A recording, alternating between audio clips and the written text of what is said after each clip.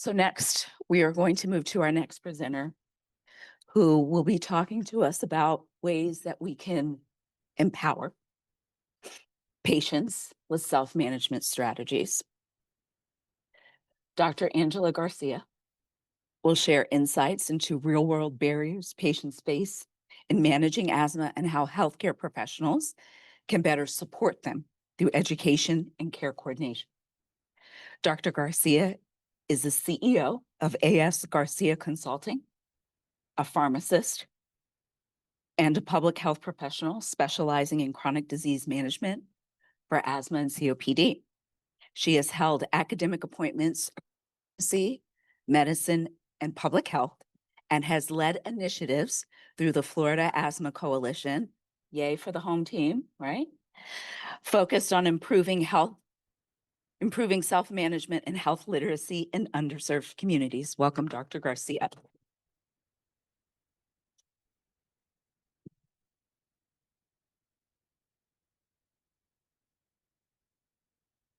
So I'm really excited to be here as a part of the panel group that's speaking, but also as an advocate, because I grew up with asthma. I was inspired to practice in asthma.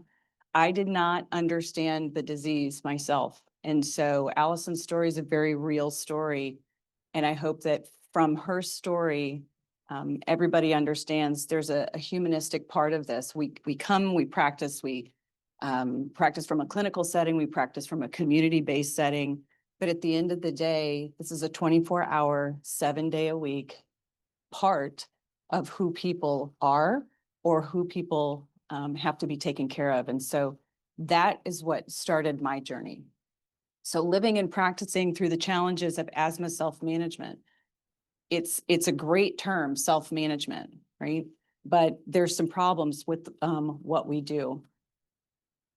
I love the statistics and thank you for being able to be a replay to this, right? So after lunch, we can kind of see these are all these numbers. And the reason why Allison's story is important and why my story was important is because this isn't the story of asthma.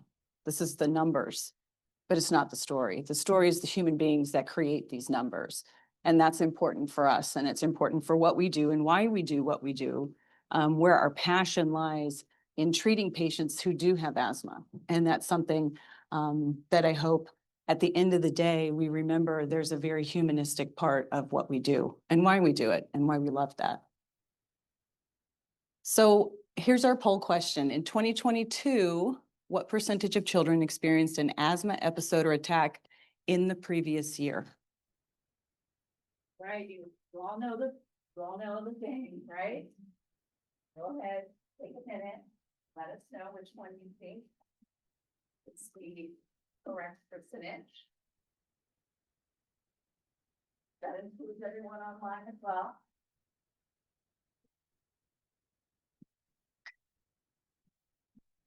That includes everyone online as well. Okay, so the top answer we have here, Dr. Garcia, is, ooh, look, see how that just flipped, right? We're jumping. It's going between C or D. So Dr. Garcia, which one is it? Well, let's open this back up.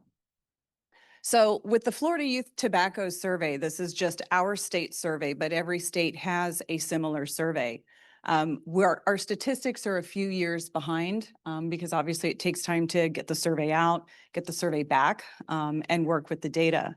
But it's important to understand little over 35% of students with asthma identify with feelings of sadness and hopelessness because they're giving things up for this disease.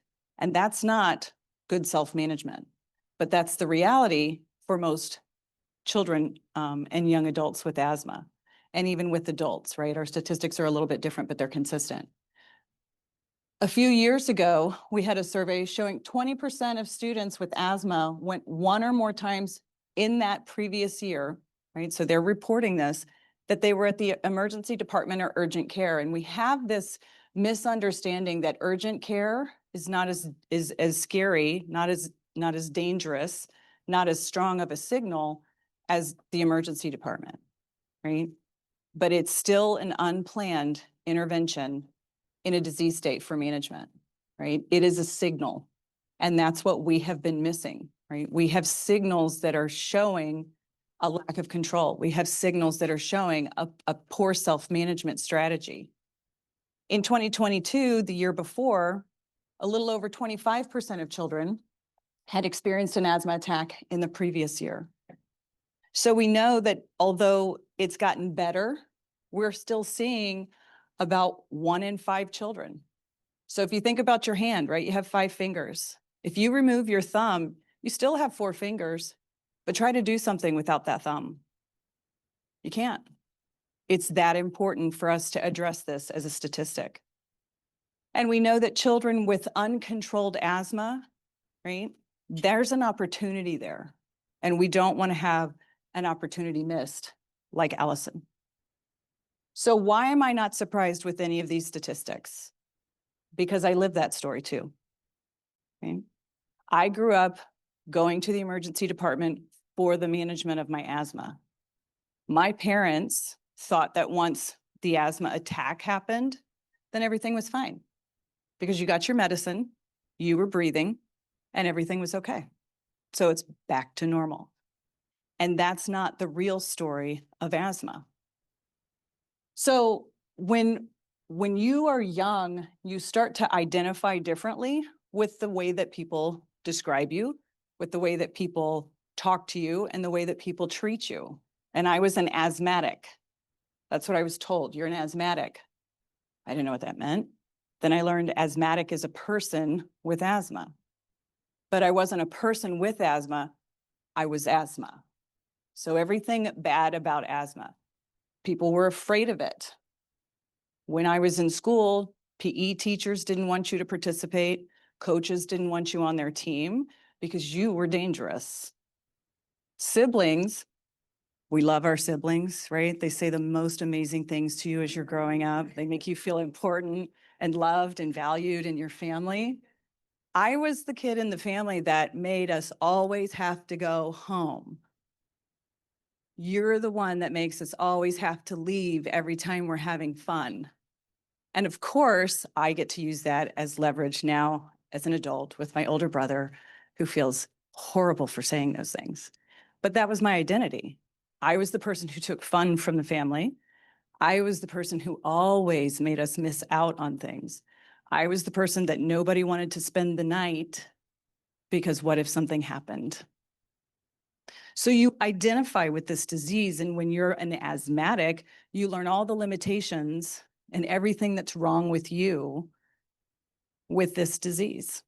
Instead of being able to say, this is something that I have, like brown hair, or not the stature that I had hoped, but wanted, right?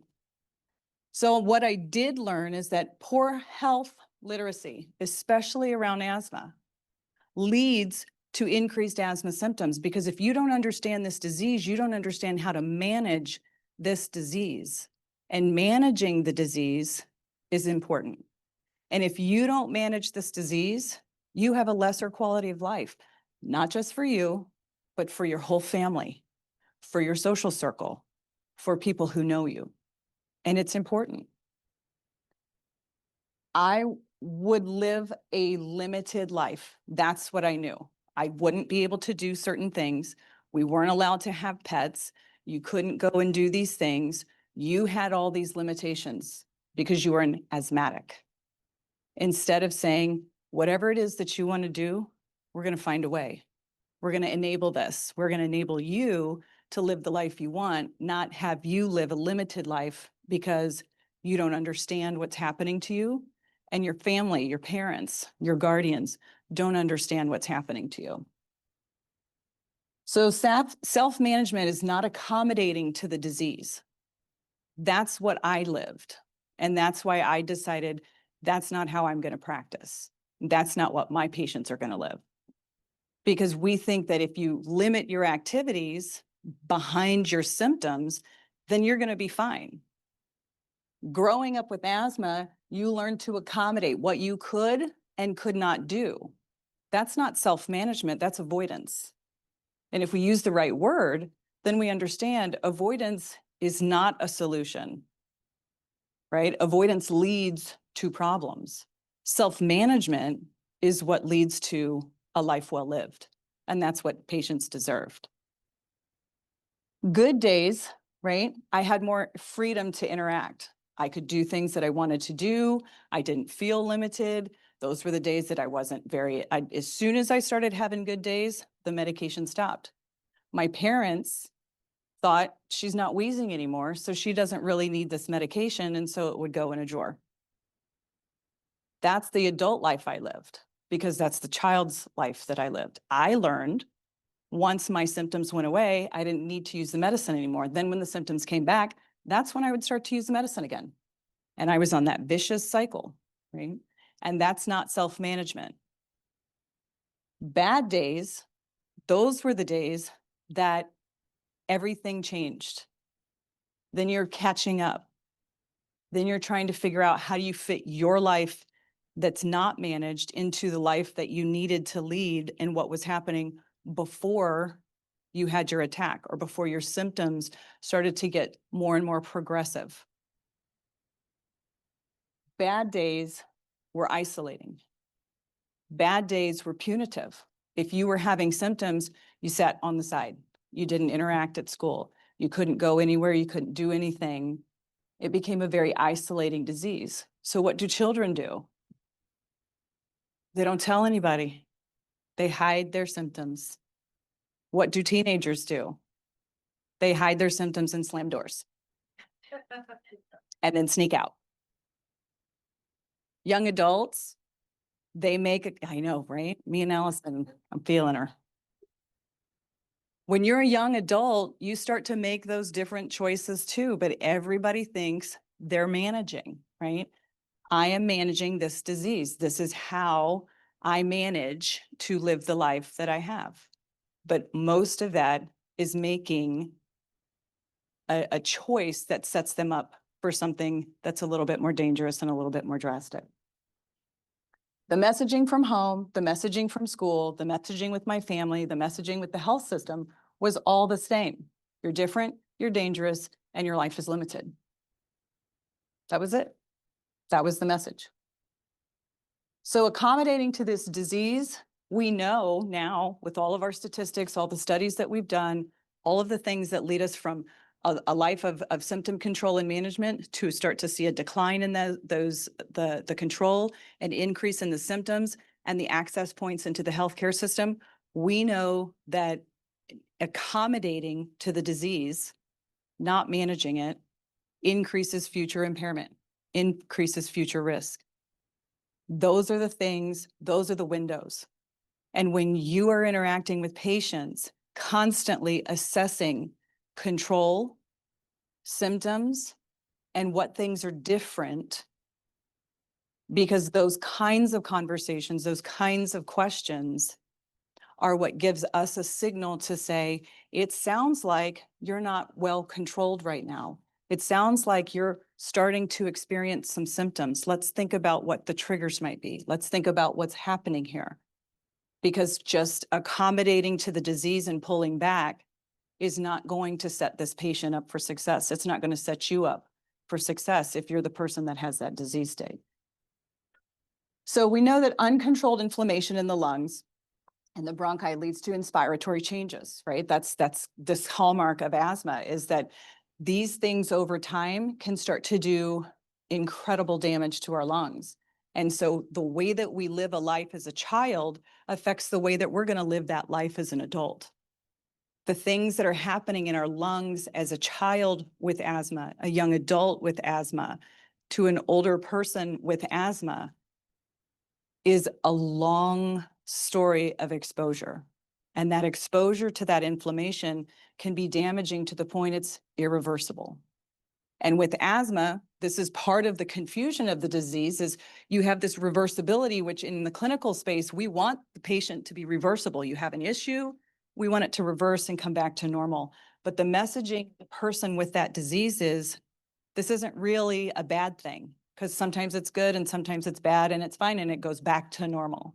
It goes back to okay. And the seriousness of a disease where you have reversibility means that you don't understand how dangerous the disease can be if you haven't managed it the right way. When you avoid activities and you limit yourself, that is a lack of control. We think, oh, I'm controlled. I don't have any issues right now. I'm not having any symptoms. But what has changed in the things that you're doing? Can you take a flight of stairs? Can you walk from the far end of the parking lot? When you're walking around the store, do you get tired if you're carrying something? So when we accommodate, we stop doing certain behaviors, so then it doesn't seem like we're having symptoms anymore. Because the things there that press us, that create in us a little bit of strain, a change in our respirations, a little bit of an increase in some of our symptoms, when we're avoiding them, then we don't have that problem and we think we're controlled. I'm fine. I don't really have to use my medication. But if we have accommodated and we have changed our life, that's not control. That's so far out of control. Every part of the aspect of our day-to-day is different. Control requires understanding the pathophysiology of the disease and how our medications are designed to work.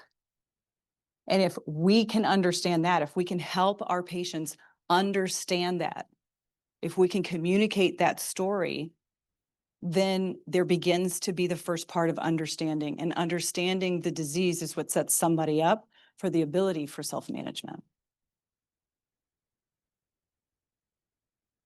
I love you an iceberg, right?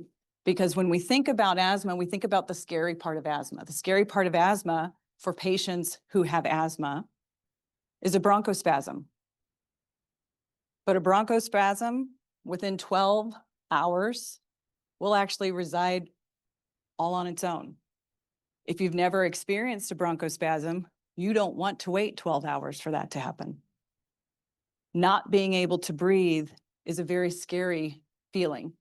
You want to breathe immediately. You feel your heart racing to accommodate for your lungs not working. Sometimes you feel tingling in your fingers. Sometimes you feel tingling around your mouth. Sometimes you have dark circles and your lips might turn blue. So you have a physical response to that. When you have bronchospasms, you get this tightening in your chest and you literally want to open up your throat and pull your lungs out and your ribs out because you need space in there. When you feel that, that's very scary. But what you don't feel is what's happening on the inside of your lungs. All this inflammation, all this extra mucus, all of these processes that are destructive to the lung that are going to set you back up for that feeling again and again and again, more intensely, and over time, change the complete structure of your lungs and not allow you to breathe the way you used to breathe. So it's not necessarily the bronchospasm, right? That's for the patients, it's the bronchospasm. But what we need to understand is that disease process underneath that keeps that patient at risk for that exacerbation. Now, when we think about accommodations for empowered self-management, right? We think about the things that really do change the game. Medical management comes in all forms, not just through medication, but in asthma action plans. That's why in all of our programming, an asthma action plan is the foundation. It's the cornerstone of what we want to build, because the asthma action plan is a way to empower a patient to navigate their disease state, not to avoid things, but to change what they're doing to put themselves in a place that's much safer than if they didn't make those changes. Adherence, learning adherence. Adherence is a component of ownership.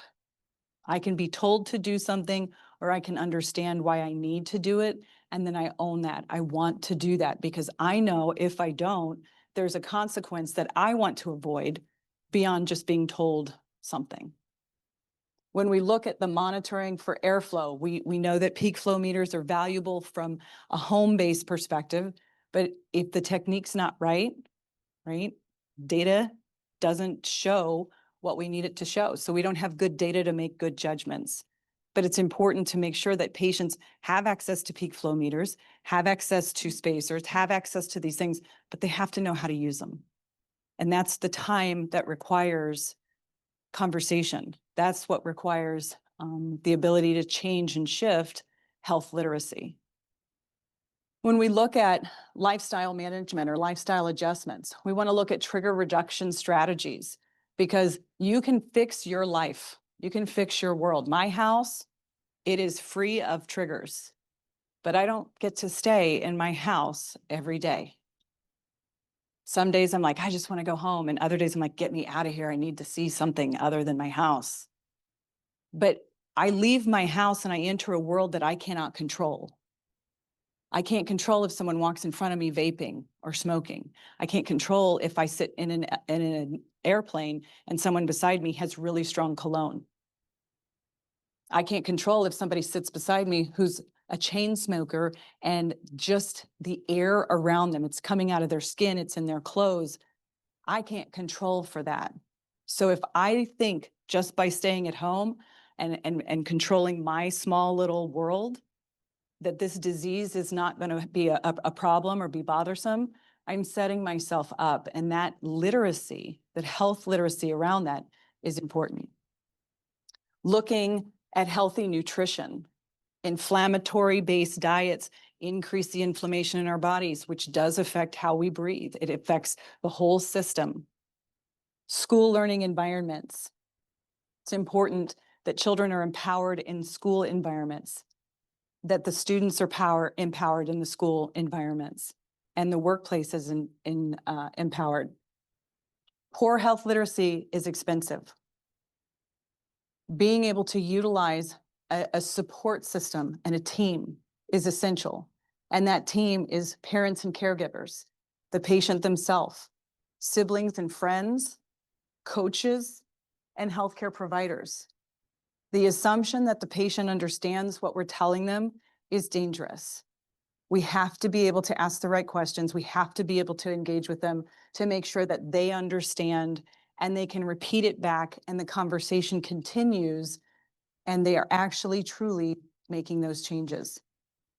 Ignorance is not bliss, it's dangerous. Nearly 28 million people in the US live with asthma and 9 to 10 die every year. That's a loss of 10 opportunities. 10 opportunities to do something different to change someone's life. There's so many programs. We see Exhale. We have the community health interventions. We see the American Academy of Asthma, Allergy, and Immunology. We have SAMPRO. These are all wonderful programs.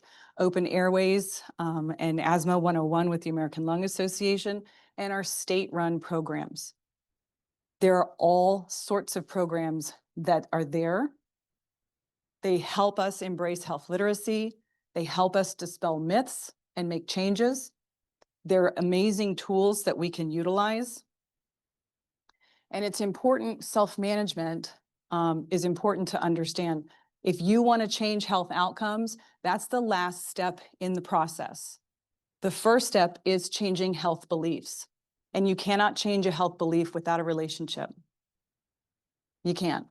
And the health belief leads to changes in health behaviors. And those changes in health behaviors lead to changes in health outcomes. You can't sustain an outcome if you don't understand why you need to change a behavior first. That's where we come in, and that's how we partner with our patients to make a difference. When we think about triggers, right? This green part, they all kind of look green, but this green line, right? This is our control line. We always are going to have triggers, but as long as those triggers stay below the threshold, we're not going to have symptoms. What happens is when those triggers start to build and that threshold opens up, and then we end up with all of our symptoms that we're familiar with that occur with asthma. And we don't all experience the same symptoms. Some people just cough. Some people don't wheeze. Not as audible as others. So we know that we have to change that. There is a lot of tools. Most of them are accessible for free. There's a ton of smart apps that can help people with the management of the disease. and getting that data back and reporting with that. But it's important, and I'll leave that up here for you guys. It's important for us to understand that we have an opportunity to make a difference. We have tools that are there. And the important thing for us to do is really move into empowering others. That's our superpower. That's how we're going to make a difference in this disease. And this is how we're going to save Allison's.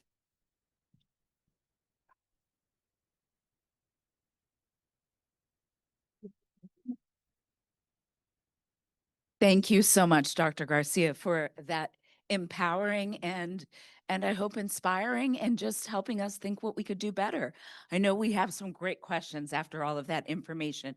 I'm going to start here, and then those of you who are online, Dee Dee is going to read your questions. Hello, Angela, my friend. This is Wanda from the American Lung Association. I'm here in Florida. Thank you for that to make it real, because that's my story too. Other than asthmatic, also I'm a statistic, because being Puerto Rican, born and raised in Puerto Rico, having been near death 3 times in my life, the reason I became a respiratory therapist and a certified asthma educator. So asthma is my life. It's part of me. It's like my freckles in my face. So I experienced everything.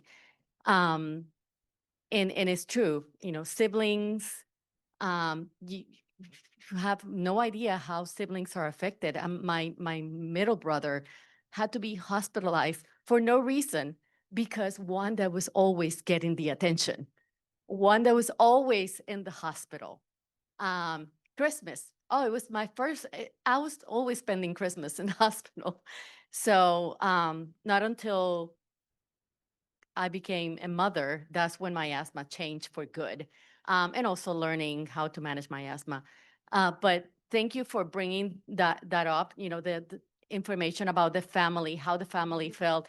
One of my sad stories about growing up with asthma, it was looking at my brothers and my neighbors playing in the rain, and I was watching them from a window, because one that cannot go out in the rain. And years later, I was probably 20 something. I came here to Orlando by myself to Disney, and obviously Orlando thunderstorms in the summer are just a daily thing. And I splashed. It was like singing in the rain. And I got into a bus. It was cold, and people were like, "Oh, you're gonna get sick." No, I'm not.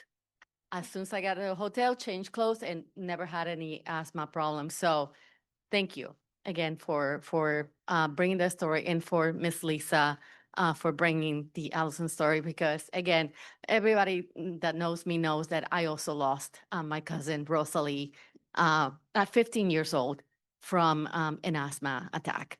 Asthma attack. A lot. That word sounds horrible, but it's the real thing. Thank you. Yes, thank you, Wanda. Dee Dee. Can you elaborate on giving an example of how lifestyle adjustments, like give a concrete example of what a lifestyle adjustment would be specific to nutrition?